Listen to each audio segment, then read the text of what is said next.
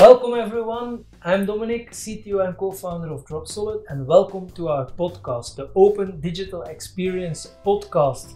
We will be talking about content management systems, digital experience platforms, everything you need to build the best customer experience. We will be talking about Drupal, Matic, everything open source to do this, and we will be interviewing experts from inside our company and also outside our company. So, if you have 30 minutes, you go on a bike ride, go on a drive, put on our podcast and enjoy and learn everything digital experience.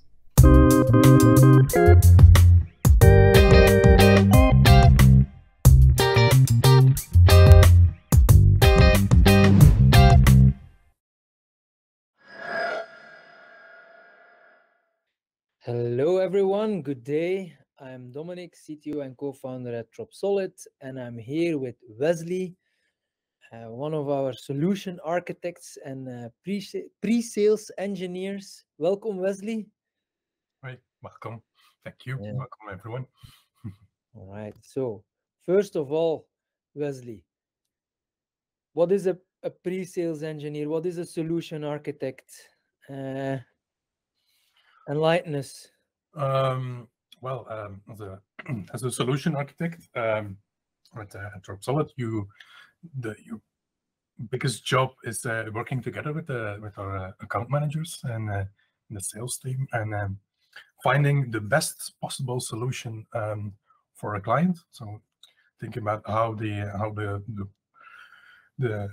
problems and the goals they want to get to, how we can solve them, and what the best possible solution is for that. Obviously, also calculating the price for that. I don't do that alone, but that's basically my major job, like checking in with the team who is calculating and who is thinking about how the entire project will work, and see how much time that we will spend on that, and trying to get out an offer that is that works for the clients and that is that brings a lot of value to them. So mostly that is what a solution architect is doing here. Okay, so and what are the methodologies you use to find out what technical solutions are most valuable for the customer? Well, I think the important part here is to know what kind of customer we are having. That depends on how digitally mature a client is. So sometimes we need to involve our strategists to think about how to help the client on what they want and that they know for sure what they want. But the important thing is to understand what the client is trying to reach with this project. What is the goal of the project is trying to do? Is it a project that is focused on lead generation? So you want a lead generation kind of tool, or if you just want the project that is trying to inform people. If you're some kind of organization that has a goal to inform people, then you have a very different kind of project, and so we have a different approach. And we always start from, okay, where do you want to go? What goals do you want to reach with your project? And only if we know that we can decide what the correct technical solution is for you. So a lead generation website has a very technically different approach. Well, not that different, but at least a bit of a different approach to a site that is mainly focused on writing just content so people can browse it and read about it. So knowing what the end goal of the project is very important here. And are there any methodologies you use to achieve this? Not sure what you mean with methodologies. We don't really, or what you're looking for with methodologies. like for example, if you deliver a project, you use the agile methodology Okay. to do it. Yeah, I understand what you mean, but that's more of the actual execution, and also we obviously think about that as well. So we have that really depends on what your how the client wants to work together with us. We can either work on a purely fixed price, so we think about like this is going to be the entire project and calculate it. We make sure that everything is in there, and then we have a buffer, or we have more of an agile methodology where we say like we have some big blocks. We think we can do it in X amount of sprints, and then calculate the cost for a sprint, obviously, and then we go from there. And that's the two main differences how we go about it. If you go for a more of an agile way where we go more on a resource base, then obviously the client has much more options to change what we are doing and to really focus on the value. We do it in fixed price offers as well, to be honest, but those are two very different ways of estimating a project. Another way, that's something I do a lot is if we're still in the early days of our project, then a client often requires like a ballpark. So he wants to know what is going to be the total cost of the project, but I don't know every detail. And that is also very much like, okay, what are the biggest parts of this project, and then we look into one of them, estimate that one, and then from there on compare every chapter, we usually call them, to one another. So we say, okay, this small one we estimated is going to be 2,000 euro, but then this one is going to be double the work, or this one is going to be less work. And then we add that all together, and then that's the way on how to get to a ballpark of a project. And that's very similar to how agile teams do poker planning. Actually, it's very similar to giving story points, but then you don't give story points to a user story, but to an entire chapter, and eventually to a cost, to come to an entire cost of that project. Okay. And what kind of tools you use as a pre-sales engineer, solution architect? Good question. There are quite a big range of tools that we use. So most obvious one is Excel or Google Sheets, whichever one you prefer. We use Google Sheets here, and we have a couple of templates to really start to input the different chapters and eventually the different user stories that we want to estimate. But that's only for actually getting to the numbers. Before that, tool that I use actually the most is just Drupal.org. I spend a lot of my time looking for the right module, and I usually already know the module, but then I really have to look into, like, is this feature something that is by default, or how much time do we are gonna have to spend to make it work in this situation. And so yeah, I actually spent quite some time on Drupal.org, and I really see it as a tool in that I use it as a tool, like investigating which module would be the right fit for this. So I use that a lot. And then I talking a lot with my colleagues is also very important, especially with the developers. They are not, you can't really call them a tool, but it's more of a resource. No, it's obviously not a tool, but they won't tell them. Yeah, you call them a tool. We won't tell. All right, but yeah, I see them really as an important resource for me, because I have to ask them. I've been a developer for quite some time, but I have to check in quite a lot with the developers to ask them, like, how would you approach this? And also, it's important to get a second opinion on things. If you think you get in a sort of tunnel vision where you think, oh, it's going to be okay, I'm going to do that and that and that and that, and we use that module and it's all going to be okay. But it's important to check in with your colleagues from time to time, like, and they have an extra pair of eyes on it on how to reach a goal, especially because at that point it's still very theoretical. It's you're not really already building the thing, so you're just thinking, will this work, will that work? So it's important to get a second pair of eyes on that. Right. Okay.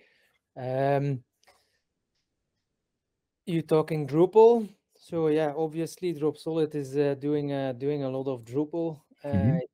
Preferred CMS in when we are building digital experiences, open digital experiences.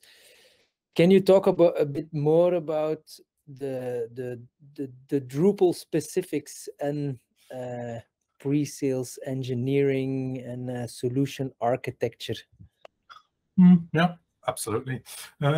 So obviously we use Drupal, and there's the interesting part about using Drupal is that it's extremely flexible. So you can almost build everything with Drupal. Everything is maybe a bit much, but at least from a digital experience standpoint, you can almost build everything. But there is also a bit of a trap there because we can build almost absolutely everything. You also have to configure a lot of stuff, and things take a lot of time to do that. So yeah, like I said, we were looking for value for the client, so we want to limit the amount of time that we spend on it, so we can, for the least amount of time that we have to spend it, give them the maximum value. So the way we do that here in Dropsolid is with our install profile, for example. I am also the product owner of our install profile called Rocketship. And the focus there is really to minimize the amount of time that we spend on setting up a project. So, and the less we have to do to set up a new project and already have as much of our defaults in there, like our SEO defaults or defaults around how we manage content, or our clients manage content, like stuff like Layout Builder, and how we use the Layout Builder. Layout Builder is already in there by default, so we have to spend less time on the basics, and that's important because we use it a lot to get to an MVP, to get to a product that is already usable, and in some cases that's important because a client may want to have a very quick time to market, and I want to release something as quick as possible, and then having something like an install profile where there's already quite a lot of stuff in there that we don't need to configure every time over helps us a lot. So yeah, that's our approach to keeping the flexibility of Drupal there, but avoiding that we need to configure everything over and over again in the same kind of method, and it also helps for having defaults that we don't forget things as well, should I say. So that's something specific about Drupal. And also, like I just told, like having all the different config modules available is extremely important, because then you can always try to match. Okay, this is the requirement. Oh, I know this module. We can already have 90% of what this client needs if you just install this module. Obviously, the 10% is going to be a bit of custom work, but that's fine. Yeah, but that's the specifics about you using Drupal in the pre-sales and how to get to an estimation there and what. Okay, you talk about Rocketship, the Drupal distribution. You're also the product owner of the distribution. How did your work as a solution architect help you in being a product owner for this Drupal distribution? Yeah. So yeah, it's a bit of a how do they call that, two-way street, like it works in both ways. It helps me. It helps a lot knowing what is in our distribution, because if I know every single bit of it, I know very well what we can achieve and how much time it will take. So that helps in that way. But in the other way, it helps because I talk a lot to clients, and especially I talk a lot to clients when they are not entirely sure what they want yet. But they have rough ideas, and we talk a lot about what they want to reach with their project, and that helps a lot in making decisions for our distribution, because then I I know, like, a client really wants to do, like, most of our clients really focus on content building, and having a very good experience there is important for them. It's much more important for them to be able to have the freedom to build a page and to do on it whatever they need to do, like building a very engaging page, like if they want to sell something or they want to explain something on that page. If they have the possibilities to do that themselves, and that's especially true for our clients who are usually people who have a bit more experience and really are mostly in marketing departments. So it helps me knowing them, what brings the most value to them. So before, when I was doing development, you're not really in contact with the marketing departments of the project you work on. You are sometimes, but not all the time. But you get to know them as a solution architect much better, and then you know what really triggers them and what they're really looking for in a website or in a digital project, and then yeah, that helps a lot. All right. Okay. Maybe for the developers under us who are working on projects in teams, and they have ambition on becoming a solution architect, a pre-sales engineer. Mm-hmm. What do they need to focus on? So if your ambition is to become a solution architect, and if you want to work in pre-sales, first of all, you need a lot of technical knowledge. You really need to know what you're doing, because it's impossible to estimate how much work is going to be without having some experience. And that's a bit of a hard one. You really need a couple of years of experience before you can actually start on doing big estimations. It's also a bit our policy here. I'm not going to let somebody who is just a junior already give them the assignment of estimate how much work it's going to be, because they don't know. So that's a first one. You need some experience in building, and some experience in our case in Drupal specifically on how things are being built. And then from there on, how many years, Wesley? How many years you would say you need? I would say at least 2 to 3 years. I 2 to 3 years. That's the minimum. If you feel comfortable, if you say, like, okay, I think 2 to 3 years is mostly the time where you can call yourself at least a media developer. So probably, like, I would say that we need at least a media developer to do some estimations. But also, usually, you don't start on estimating an entire project. Usually, people who start with doing pre-sales work, they start on upsells. So they know the project already. A client asks for a new feature, and then you estimate that and that part. And it's an important part for our project owners. So every project in Dropsolid has a project owner who is a technical person who really knows everything from that specific project. And then we usually look to them if the client has a new request to already make an estimation for that new feature, and that helps you. And you build up. If you have to make an estimation for something like a new content type and an overview, stuff like it's very limited, and then you get help from your colleagues, and and you grow from there. And then then you start on your first probably smaller project. We do projects for clients who only have a limited budget, and usually they only require a couple of content types and not a lot of integration. So these are the projects that you start on. So if you have that ambition, you should really go for the like start with the upsells, then go for the smaller projects, and eventually you'll learn because yeah, that's the thing with estimations. You can do it at this point, and you may think that you have done a good estimation.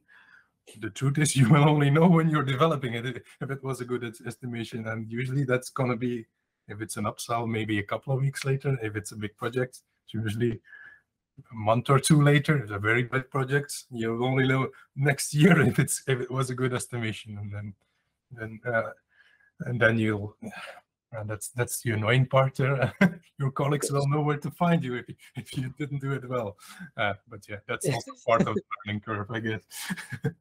So let's say like you're estimating like the 500K project, like you need to be pretty senior, right? Like how many years, what kind of things do you need to have been doing to estimate a project like this? I think the important part when if you get to that level, if you're doing like the really big one, like the 500K plus, that's a lot of responsibility. So you need to be a responsible person. What you're doing is you're making very big decisions, not only for your direct colleagues who will be doing it, but for the entire company. If you miss by 10 or 20% on a 500K budget, there is going to be impact for the entire company. So yeah, responsibility, thinking about your company, and thinking about what risk can we take with our company, how far can we go. That's an important part.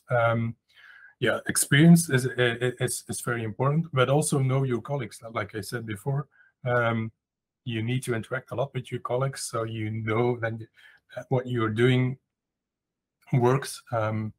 Like for me, a big help is that I know almost all the developers very personally, and I know on which project they are working. So if I see something that is similar to something we have already built, I will always go and talk to that person and say like that. So yeah, you need to be kind of a people person too.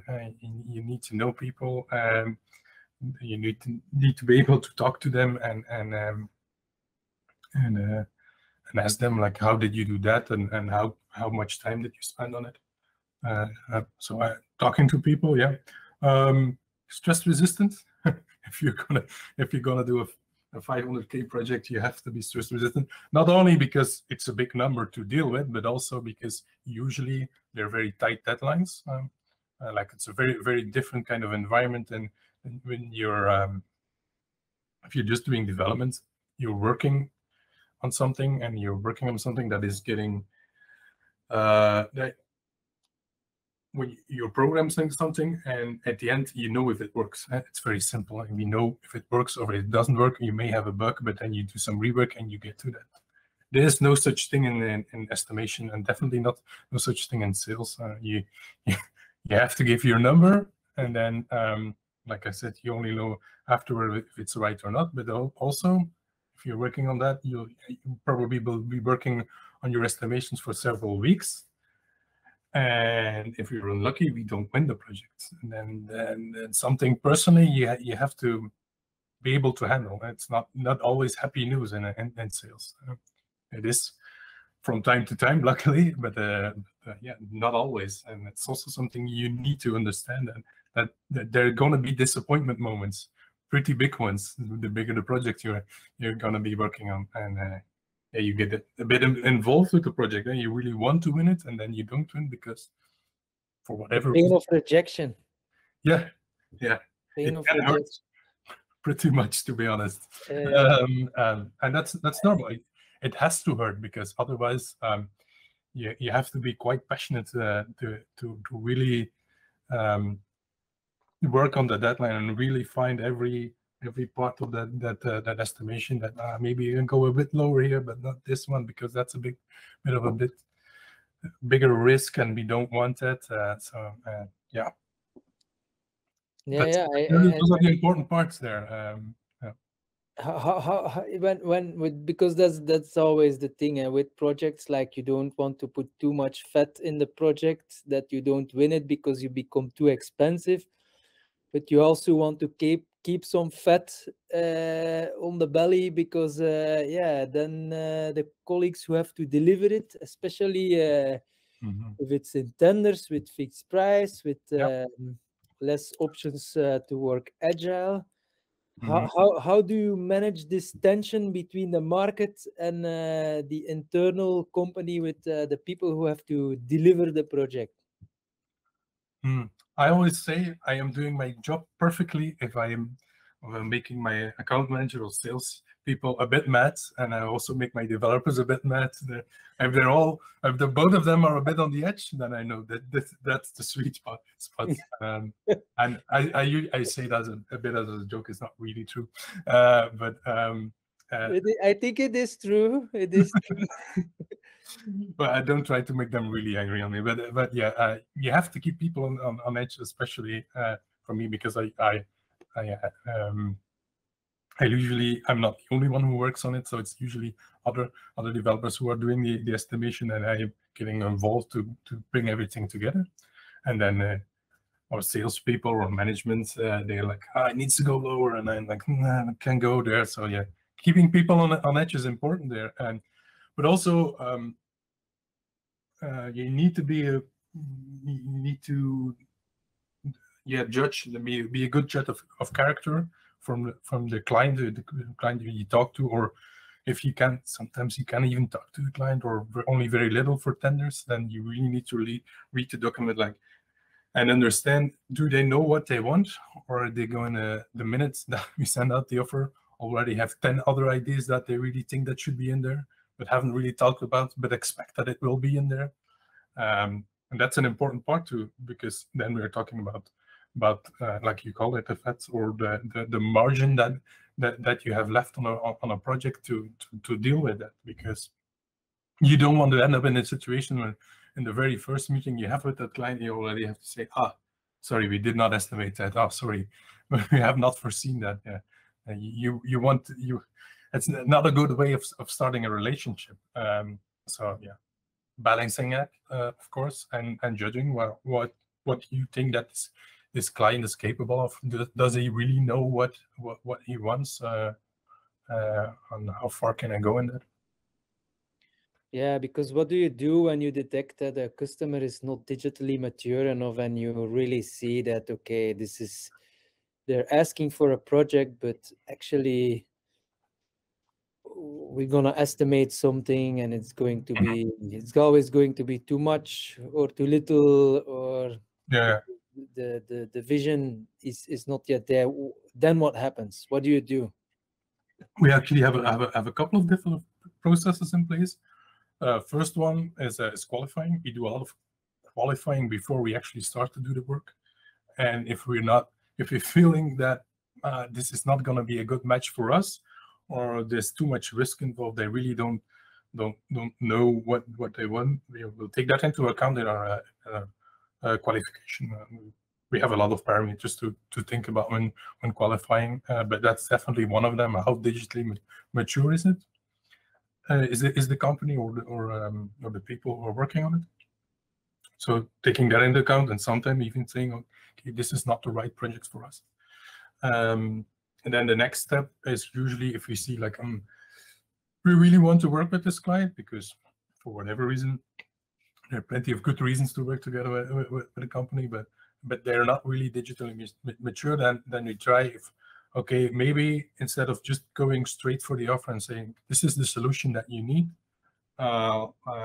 we'll involve or a strategist and say like, okay, client, we see that you have certain idea, but maybe we need to do a bit of more searching on what you really want, and then then we try to sell them that. Like we sell them something of a project where they get where they really sit together, do a couple of workshops, and really think about how they want to reach their goals. But obviously, we cannot always do that, and it only happens in certain cases, like the public tenders. Yeah, that's usually not an option. It's just here's our files. This is what we want, and then we, in that case, we still do it, but we don't sell it to them separately. Then we foresee in the budget and in the timing some time ahead of the project before development starts to get that cleared out. And usually that involves some strategy, but obviously also some analysis. So then we spend a bit more time. We make, instead of our usual 2 to 3 workshops, then we may have to do 8 workshops before we totally know what the project is going to be. So we need to account for that, and then we need to add budget. So basically, what I'm saying is I think there's also always there are actually three things that you need to take into account. There's budget. Obviously, what is the budget going to be? There's scope, and there's a deadline. And only 2 of those 3 can be fixed.